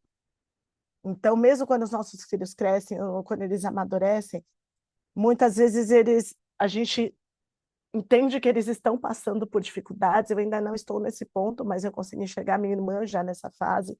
E vejo a minha própria mãe, que tinha essa dificuldade, essa preocupação de virar para mim e perguntar e insistir se eu estava precisando de ajuda. Porque ela sabia que eu não ia pedir. Ela tinha certeza que eu não ia pedir. Então, ela tinha esse cuidado de vir até mim, perguntar, insistir, insistir de novo, e falar, olha, só vim para poder dar um apoio, tá? Se você precisar de ajuda, eu estou por aqui. Porque ela sabe que eu não ia pedir ajuda. Eu não ia pedir ajuda, porque, inclusive, porque a gente tem essas histórias de força, né, sendo contadas por muito tempo dentro das nossas famílias, assim. A minha família tem um histórico de ter gravidezes com barrigas muito pequenas, assim. A gente realmente quase não faz barriga nas gravidezes. E aí tem uma história muito famosa dentro da minha família, de uma tia minha que arrumou um emprego com 7 meses de gravidez. Aqui muito próximo, aqui na Moca, tal, numa tecelagem que tinha. E ela arrumou esse emprego aos 7 meses de gravidez, pegou esse trabalho e foi todo o tempo. Foi trabalhar, foi trabalhar. E aí, quando chegou o momento dela parir, ela foi, teve o meu tio, deixava o meu tio no boteco da esquina, saía para amamentar o meu tio, como se fosse no banheiro, deixava a linha de produção, ia amamentar o meu tio e voltava para a linha de produção. E é uma história que por muitos anos foi contada e ainda é contada hoje nas festas de família, assim, e é contada em meio a muitos risos. E é contada como se fosse algo muito normal, como se fosse uma piada, sabe? Como se fosse uma piada, assim. E a minha preocupação agora em ver, tal, em pensar nos meus filhos crescendo e quando eles forem adultos, e é algo que outro dia a gente estava conversando sobre isso, eu e a minha irmã, ela já tem uma filha de 22 já, minha sobrinha tem 22, e ela fala que a melhor preocupação dela é não transmitir essa força, não transmitir essa necessidade de ser guerreira, e não transmitir esse olhar de normalidade às violências que a gente precisou suportar. E eu achei isso de uma sabedoria muito grande, de uma dificuldade muito grande também. Porque acho que a gente transmite isso mesmo quando a gente não quer, né? É algo já tão intrínseco a gente, é algo que a gente já tem tanto, né? Que é difícil transmitir isso, até mesmo quando a gente não quer. E esse olhar, né? Como a gente começou aqui essa conversa falando que quem não era mãe, aqui dentro desse papo era filho, e como amadurecem as nossas crias, eu coloquei aí embaixo, né? Mas também como envelhecem as nossas mães. Porque a gente ser filho dá essa oportunidade da gente ter esse olhar para as nossas mães e ver as nossas mães envelhecendo. E se tem algo também que é muito comum às famílias pretas, é ter esse olhar ancestral, né? É algo que é nosso, que ancestralmente é nosso. Ter esse olhar para os nossos idosos, de cuidar dos nossos idosos, né? De cuidar dos nossos velhinhos. Nas famílias pretas, ah, normalmente, salvo alguns casos aí, mas é muito normal que a gente cuide dos nossos velhinhos, né? É muito normal que todo mundo a gente se alterne e cuide dos nossos velhinhos, assim, que enxergue eles crescendo, envelhecendo. E eu tô nessa fase, minha mãe é uma senhora de 85 anos, tal, e então maternidade é um assunto que é muito caro para mim, assim, em muitas fases e em muitas etapas, como a gente já conversou aqui. E essa semana mesmo veio lá, eu abri uma caixinha de perguntas no Instagram e uma moça perguntou, falando, como que é, né, esse momento de inverter os papéis, né? E de repente você está numa fase de cuidado com a sua mãe, né? Que de repente você começa a enxergar ela como filha e não como mãe, né? Inverter esses papéis. E eu acho que isso é uma afirmação muito complexa e muito equivocada. E a todo momento a gente falou aqui sobre as dificuldades, né, da maternidade preta e as especificidades da maternidade preta. E eu acho que a gente pode trazer essa riqueza e esse grande mérito que a gente tem. A gente não precisa enxergar o envelhecimento dos nossos velhinhos como a sociedade branca e europeizada enxerga. A gente pode ter um olhar ancestral, preto, para os nossos velhinhos quando eles envelhecem. Que é um olhar de não eu vou cuidar dos meus velhinhos porque eles já estão nesse momento de submissão. Não, eu vou cuidar dos meus velhinhos porque eles sempre serão grandes em relação a mim. As nossas mães sempre serão grandes, energeticamente, espiritualmente, e nesse corpo que elas têm aqui. Eu vou honrar o corpo que elas têm aqui. Eu vou chegar até a minha mãe, até hoje, e vou pedir a bênção. Mesmo quando eu precisar trocar a fralda dela, eu vou pedir a bênção, na certeza de que eu vou estar fazendo isso, não porque ela vai estar num lugar de submissão a mim, mas porque eu tenho um lugar de honra em relação a ela. Eu vou honrar a caminhada dela até aqui. Eu vou honrar a sabedoria que trouxe ela até aqui. Eu vou honrar ela como os antigos honravam os nossos ancestrais e os nossos anciãos. Como a gente tem esse histórico de ancestralidade e de sabedoria ancestral que é muito antigo e que a gente pode encontrar ainda relatos disso tanto nas religiões de matriz africana quanto nas histórias que os nossos antigos contam, porque eles são griots, porque a nossa ancestralidade é griot. A gente tem tudo que a gente sabe hoje sobre a nossa ancestralidade, a gente sabe porque foi contado, porque foi dito pelos mais velhos. É porque a gente tem esses mais velhos num lugar de reverência. Então, toda vez que eu preciso levar minha mãe no médico, cuidar dela, eu cuido dela nesse lugar de honra, de honrar a caminhada dela e de não de pensar nesse âmbito de submissão. Respirando. E bora ouvir vocês, gente. Deixa eu ouvir vocês sobre Eu quero maternidades. compartilhar alguma coisa também a respeito aí Por de mãe favor. idosa, né? Minha mãe faleceu com quase 90 anos. Ela queria viver até 90, ela dizia isso. Oh, Que maravilhosa. a minha referência a minha referência de comunidade, eu digo assim, minha referência de comunidade negra é minha família, é minha casa. São os negros da minha casa, a mãe negra que eu tive, e os costumes, né? Você está falando aí de ancestralidade, a gente vê que pode até ser uma pauta de movimento negro, mas eu costumo dizer que o meu conceito de comunidade negra é a minha própria família, dos pretos e as Até porque pretas, não adianta a negros gente olhar da como. minha casa. Sim, até porque Da não minha adianta a mãe gente olhar baiana, como ancestral. Não adianta a gente olhar como ancestral aqueles que estão lá atrás. Os nossos é, ancestrais são os nossos anciãos de hoje, né? Nossos ancestrais é, são os nossos anciãos de hoje. e a minha mãe, uma negra baiana que veio de uma favela de Salvador, né?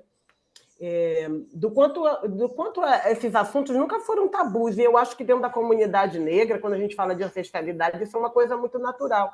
Tem gente que tem famílias, eu observo isso, né?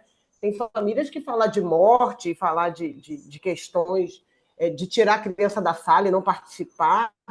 Né? Então, enquanto comunidade negra, né, eu entendo que eu fui criada, né, dentro desse contexto de comunidade, dos filhos, que são os filhos da comunidade, as crianças são as crianças da comunidade, e do quanto essas crianças sentam nos pés. Eu fui criada assim, eu sou uma mulher de 55 anos, então já estou entrando aí na fase idosa já. Eu sou do tempo que essa honra aos mais velhos é honra aos mais velhos mesmo, e é calar a boca quando o mais velho está falando. E é sentar no chão e dar cadeira para o mais velho. E eu fui criada assim, com as crianças, eu, minha prima, meus irmãos. A gente sentava no chão para comer, e os adultos sentavam na mesa e tudo bem, sabe? Então, esse é o conceito de comunidade, de honrar o mais velho. E hoje, meu filho hoje é um homem adulto, tem 25 anos, eu tenho um filho só, ele é filho único. E eu, às vezes, até lamento por isso, porque eu acho uma covardia, né? Porque como minha mãe já é falecida, foi tão importante os irmãos estarem unidos, sabe? Minha mãe faleceu em casa, com os irmãos em roda, com os filhos em roda, com os netos em roda, sabe? Ela foi uma partida muito digna. E eu penso hoje, né? E eu falo para o meu filho, olha, daqui a pouco você vai ter que cuidar de mim. Eu cobro dele uma responsabilidade enquanto ele é adulto, é um homem de 25 anos, já é pai, né? Passou já pela paternidade, não ficou com a moça, queria que ele ficasse com a moça, não ficou, não deu certo. Enfim, então tem essa criança aí, né? Esse filho adulto que você tem que administrar, porque aí você tem que mediar essa coisa e pensão na justiça e etc. E negociar com a mãe, porque tem essas questões todas de separação que a mãe tem que estar ali junto. Então, essa maternidade ela é requerida o tempo todo. A gente acha que a gente é mãe e o filho vai ficar adulto e você vai descansar em algum momento. Não, você não vai descansar. Você não vai descansar. E aí tem essa inversão de papel, porque uma hora a gente vai ficar velha realmente, né? E eu digo para ele, assim como minha mãe dizia, como ela queria ser enterrada, né? Eu quero ser enterrada no chão, quero o pó da terra, etc, etc. Sabe, essa coisa de você relembrar essas memórias e você criar essas memórias também. Porque, como mulheres negras, já que a gente está falando aqui de comunidade, isso é muito importante a gente repassar para os nossos filhos essa ancestralidade, esses valores de comunidade negra. Porque a comunidade negra é diferente realmente. Eu acho que não lidar com essa, apesar da força do patriarcado, apesar da força da branquitude, apesar de todas as pressões que a gente sofre, negro é negro, e comunidade negra é comunidade negra, e viver, e essa vivência é diferente. É diferente. Então, uma mulher negra é diferente de uma mulher branca, assim, na sociedade. E se você é filho de uma mulher negra que foi empregada doméstica, que teve esse escorre todo, porque não tinha tempo, porque tinha que sair de uma casa para ir para outra, para poder trazer o sustento para dentro de casa, essa mãe está longe de ser uma mãe afetiva. Mas a gente entende, a gente compreende os valores que ela trouxe para nós e o caráter também.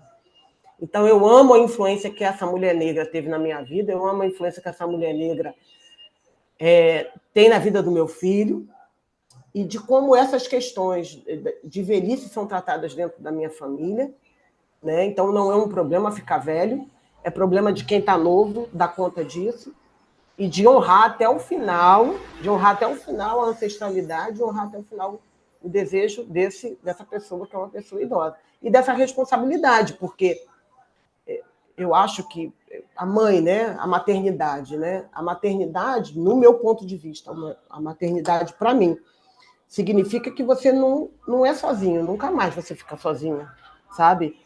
E você delega para alguém a responsabilidade até de te enterrar. Então, esse filho, ele tem essa obrigatoriedade, eu enxergo essa obrigatoriedade enquanto família, enquanto posição de filho, de honrar esse idoso até o final, de enterrar, de fazer o luto e de fazer o cerimonial de sepultamento e fazer desse sepultamento um momento de alegria, porque minha mãe foi o cerimonial, a gente fez um cerimonial bem africano assim para minha mãe, no contexto de festa, de comer no velório, de beber no velório, de ter música no velório, de ter os objetos que ela gostava, de levar planta para o cemitério. Enfim, a gente fez uma coisa muito especial. Porque minha mãe passou para a gente esses valores de comunidade, que é o que eu passo para o meu filho também, que eu acredito que tenha que ser importante aí, diante desses corre de tantas cobranças, né, que tem. Se tem um momento que eu acho que talvez a gente descanse, é quando a gente passa esse bastão do cuidado. Eu vou ter que passar esse bastão do cuidado e esse papel invertido no sentido de que ele tem essa obrigação agora com esse mais velho. E assim como esse bastão foi passado para mim, esse bastão também eu vou passar para o meu filho. E eu falo a respeito disso com ele, converso a respeito disso com ele, digo, eu não vou viver para sempre.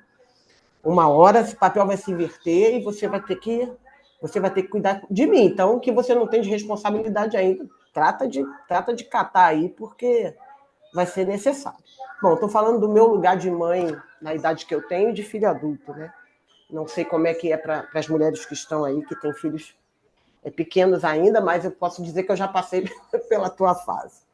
Então, que seja só uma contribuição.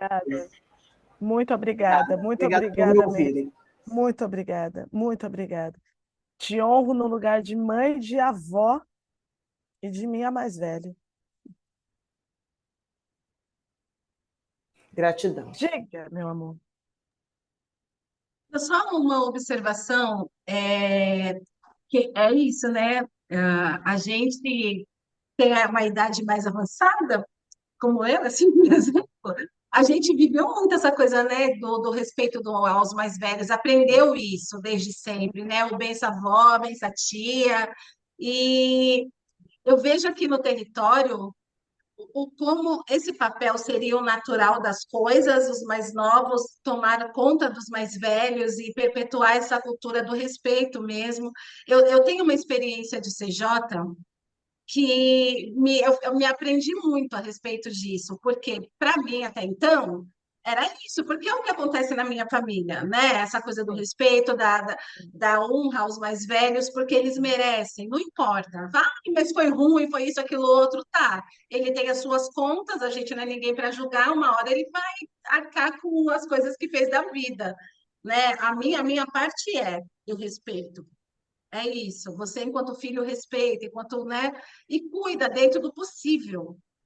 Mas hoje a gente vê, eu vejo aqui no território muito o contrário, assim, os idosinhos, os bisavós, as bisavós, os bisavós não, os homens de verdade são minoria nessa coisa do cuidado, de estar perto da família, no território não tem disso, a família é matriarcal, e as bisas ainda estão ali ajudando, cuidando. Tem muita coisa da. É isso, a mãezinha está trabalhando e a bisa está ali cuidando, correndo atrás de tudo, a avó está ali cuidando, correndo atrás de tudo. Essa sobrecarga que tem em cima dos idosos é uma coisa muito preocupante, porque até mesmo o sistema de saúde acaba não dando conta, sabe? Eles estão super medicalizados, sobrecarregados, aposentados têm que trabalhar, muitos não conseguiram nem ser por conta disso ou daquilo, porque aí são tantas condicionalidades que para você conseguir o benefício é uma luta. E muitos, quem sabe, já estão cansados. Continuam com as suas faxinas, cuidando de criança, fazendo isso e aquilo outro, se virando nos 40 para sustentar uma casa aí com dois, três filhos, com cada filho com quatro, cinco filhos, e tudo isso em cima das costas do idoso, que ainda é humilhado, é xingado, da idosa, né? Então, Uhum. eu estou falando, claro, né, contando experiências pessoais, de uma outra criação. Eu não sei, essa é a realidade que eu vejo aqui nesse território que eu tô, tá bom? Sim. E de vivências próximas. Eu não sei se vocês têm outras visões, mas eu gostaria de compartilhar que é isso, assim, dentro das nossas famílias atendidas, a gente vê muito esse perfil de idoso sobrecarregado, cuidando da família toda ainda.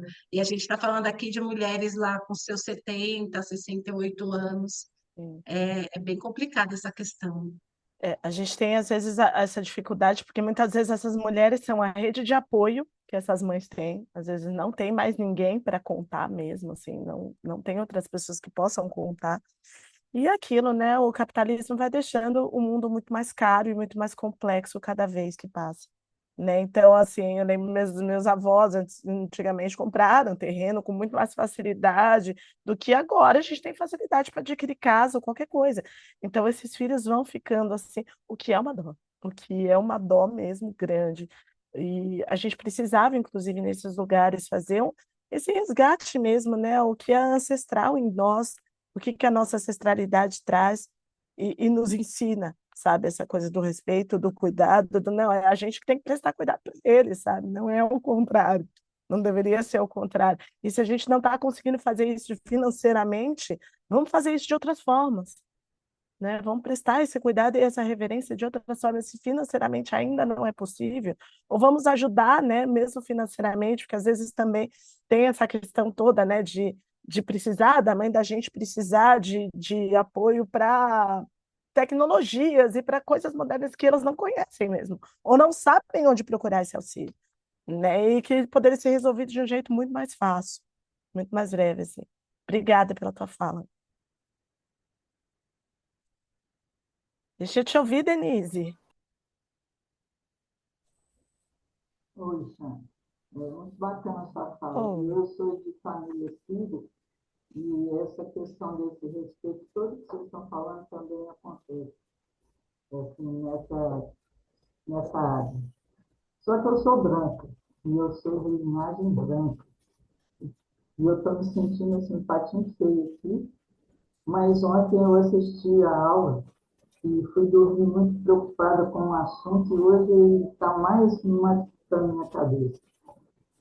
Eu sou advogada da causa, e as nossas mães, eu acredito que na maioria são pardas, pretas, e eu sou branca. E eu fiquei ontem muito encucada de será que essas mães me respeitam? Como existe o branco que muda de passeio porque o negro está passando, eu fiquei pensando, será que quando ela olha para mim, ela acredita que eu vou fazer por ela? Entendeu? Porque, eu não sei, no nosso projeto parece que a gente não dedica tudo porque é pro bono, só porque nós estamos fazendo de graça, aí não, você não está dando tudo que você pode. E aí eu fiquei com isso da branquitude, sabe? Assim, será que quando ela olha para mim, ela acredita que eu vou fazer por ela como se eu fosse uma negra? Você consegue falar alguma coisa a respeito disso? Denise, eu acredito que essa mulher, quando ela vai procurar uma ajuda, quando uma mulher preta vai procurar uma ajuda, ajuda de uma advogada ou em qualquer outro lugar, ela vai respeitar aquele profissional que está ali, confiando em tudo que ele sabe fazer, que ele pode fazer. E acredito que eu, e tanto a aula como vocês tiveram hoje, a questão é a gente inverter essa responsabilidade. Será que você vai enxergar essa mulher com todas as especificidades e com toda a carga que ela traz? Estou vendo que Ela não. vai te enxergar Estou como profissional vendo que que vai ajudá-la. Ela vai super te enxergar como uma profissional que vai ajudá-la. Mas ela precisa muito que você e que todas as outras profissionais brancas, seja lá o que for, vocês advogadas, um médico, quando eu vou levar o meu filho ao médico, eu quero que aquele médico enxergue o meu filho olhando todas as especificidades que ele tem. Ele é um menino preto. Ele pode ter anemia falciforme, vai. Ele pode ter outras doenças que são muito mais presentes dentro da população negra e que são muito menos diagnosticadas, né? Não porque elas não existam, mas porque muitas vezes os profissionais médicos que estão lá não estão preparados para poder olhar para os sintomas da anemia falciforme, entender que aquele menino preto pode ter sim, e que pode ser uma opção, aquilo que ele está sentindo. Então, acho que a questão é essa, sabe? É que o quanto esse olhar, ele precisa vir de encontro às especificidades das pessoas. Olhar sim, olhar pelas diferenças que a gente tenha. Não porque essas diferenças vão pautar a gente de ser mais ou menos, mas porque essas diferenças vão estar presentes em quem nós somos e vão dizer quem nós somos, ou vão dizer como que a gente vai. Uma mulher preta vai chegar até você de uma outra forma. Uma mãe preta, ela pode chegar até você com tudo isso que eu te chavei aqui, com 3 coisas disso que eu te chavei aqui, com 2 coisas disso que a gente conversou aqui. Mas ela não vai chegar a você como uma mulher branca. Uma mãe preta não vai chegar para você como uma mãe branca. Nunca. Ela vai chegar com outros assuntos, com outras especificidades. Então, eu acredito que, assim, aqui dar essas ferramentas para que vocês possam enxergar essa mãe preta como uma mulher que pode trazer tudo isso e que pode trazer histórias muito maiores do que aquela que ela está te contando, ou muito, muito diferentes do que qualquer mulher branca tenha. é porque eu, quando atendo, eu não vejo a cor dela. Eu vejo É uma bom pessoa. ver, é bom ver. Pois é.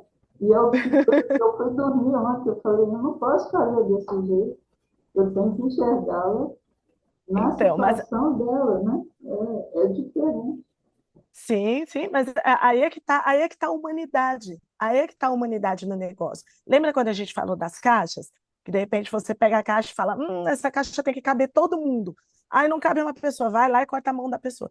Não, é muito legal quando a gente pega uma caixa para cada pessoa. Isso é humanidade. Enxergar as diferenças é humanidade, Denise.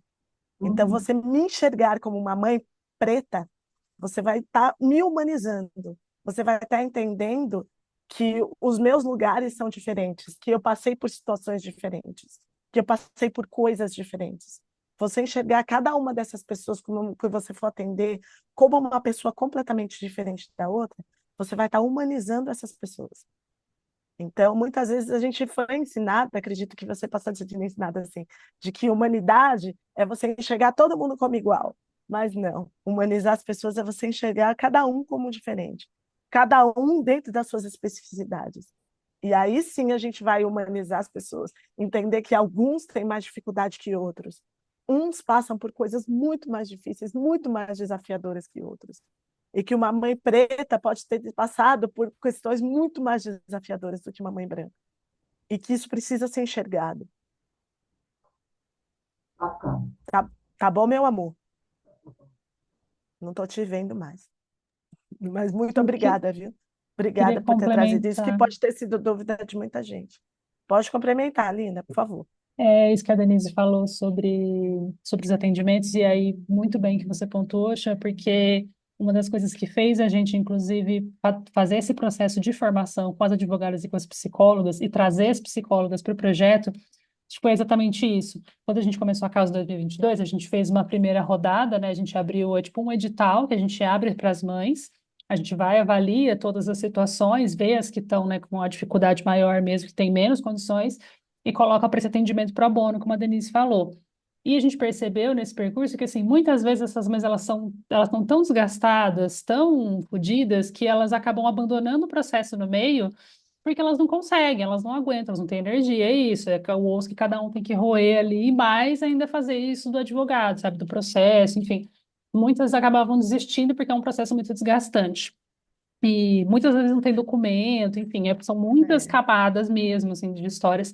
Então a gente percebeu que isso é duro para as mães e também era duro às vezes para as advogadas, de ficar nesse lugar também de, putz, não consegui, a gente não, né, não avançou, enfim, eram muitos processos juntos, assim, difíceis, então as psicólogas, elas chegam para somar com a gente nesse lugar para ajudar também a dar uma estabilidade, né, para esses atendimentos. Mas esse olhar mesmo de entender que exatamente por conta dessas mulheres serem mães negras, mães atípicas, que elas vão ter mais dificuldade, não é nem achar que elas não vão olhar para a advogada como uma pessoa de confiança, mas é porque elas estão nesse lugar que muitas vezes elas realmente têm uma grande dificuldade de confiar nas pessoas, porque o mundo já está contra elas de um jeito que já julga elas sem nem conhecer. Então, sim. é muito isso, você conseguir ouvir essa mulher com empatia, com calma, com tranquilidade, ouvir tudo que ela vai trazer, porque não é um simples processo de pedido de guarda ou de pedido de pensão ou de alimento, como seria, sei lá, numa justiça comum, né? Eu acho que cada uma vai ter mesmo a sua especificidade, vai ter que ser ouvida de um jeito, e a gente vai ter que se colocar nesse lugar mesmo, mas entender que é isso, é olhar que é uma mãe preta. Não dá para colocar numa mesma, numa mesma régua ali de uma justiça comum ou de uma outra mulher branca de classe média que também tem esse tipo de problema, mas vem com outra carga, vem com outras coisas, vem com outras referências, vem com outras ajudas. Eu acho que o que a gente consegue fazer, inclusive sendo pro bono e tudo mais, é muito importante. E eu acho que, Denise, dá para a gente olhar para isso também meio sem sentir essa culpa também, sabe? É muito pelo contrário, não, vou fazer tudo que eu puder e dar, né, toda ajuda e todo auxílio que eu puder, exatamente olhando para esse lugar dessa mulher preta que está com dificuldade, porque eu consigo fazer isso agora e é o que eu posso ajudar, né? É menos pena e talvez essa parte dessa culpa e mais entender como a posição que a gente está mesmo de auxiliar essas pessoas olhando para essas dificuldades e diferenças que elas têm. Muito obrigada, Isis. Obrigada mesmo. Thaís, vamos lá? Oi. Oi. Eu queria complementar essas últimas duas falas sobre o atendimento e acolhimento da mãe, né, da mulher preta.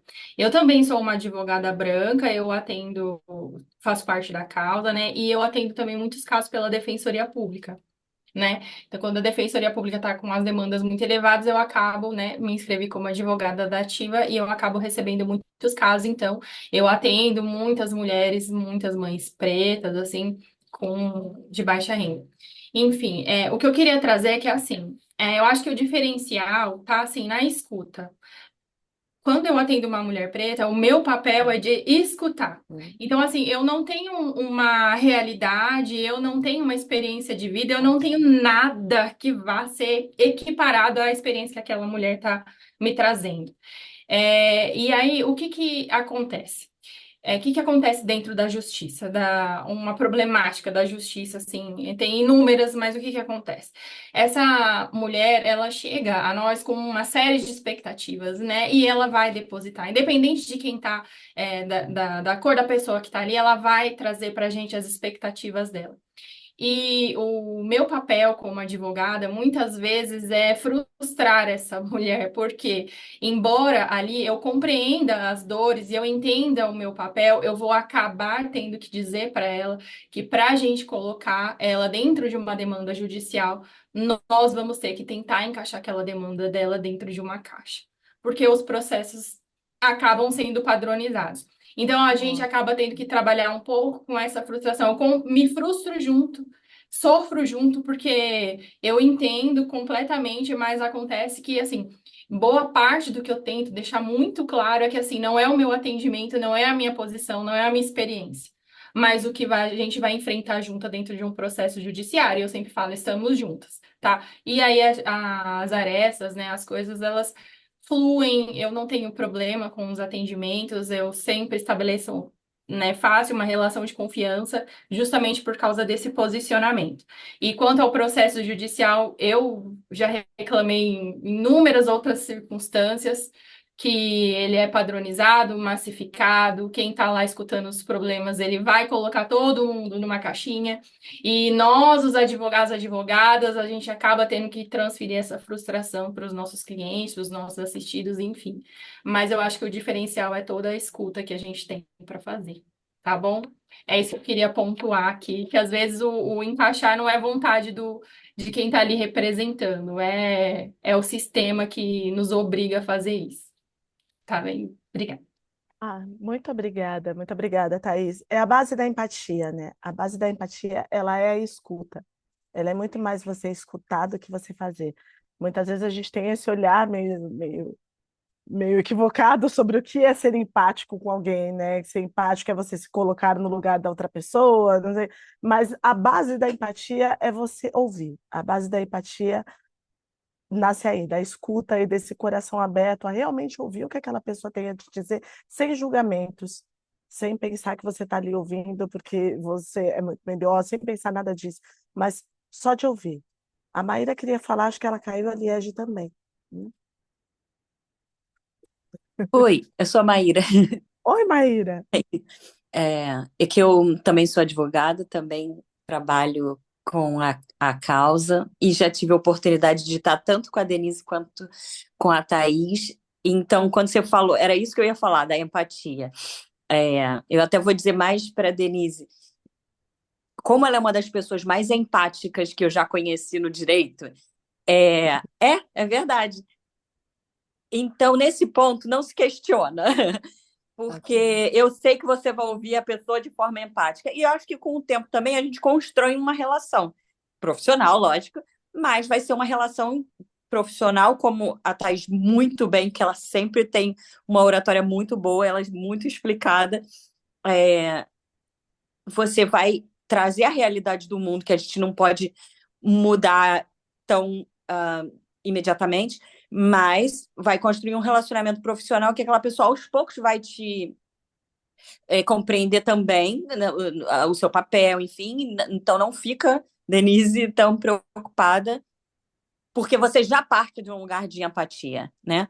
E é como a Thaís falou, tem que encaixar dentro de uma realidade dura, que é o judiciário, e aí também tem os seus preconceitos, que os juízes também são humanos, né? Os serventuários são humanos, e a gente tenta o tempo todo trazer o que hoje em dia até se fala, o julgamento sob perspectiva de gênero, e aí ainda não tem um julgamento sob perspectiva racial, mas nos julgamentos de família dá para a gente colocar o patriarcado na roda.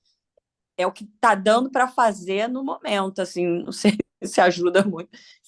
Mas eu até quero dizer, aí agora do ponto de vista como mulher, eu também estou passando um divórcio e sendo advogada, visualizo uma porção de coisas.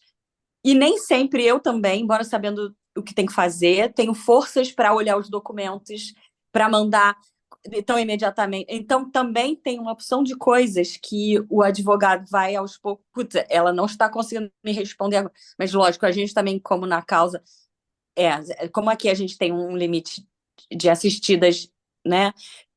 Se ela não está conseguindo agora, vamos passar para a psicóloga e botar outra pessoa na fila, que estava na fila na hora, para que a gente atenda outra pessoa e o projeto continue atingindo os fins a que se direciona, né? Era só isso que eu queria falar, desculpem, gente. Imagina, muito obrigada. Muito obrigada. Obrigada por dividir aí com a gente. Obrigada mesmo, viu? E é sobre isso, gente. É sobre esse olhar. Ah, não me engano, é Nietzsche que dizia, né, que a nossa moral e o nosso senso de justiça tem padrões estéticos. Então, mesmo quando a gente não tem todo, tem padrões estéticos, né? Visto você mata uma barata e você mata uma borboleta. E a gente sabe na nossa sociedade quem são as baratas e quem são as borboletas.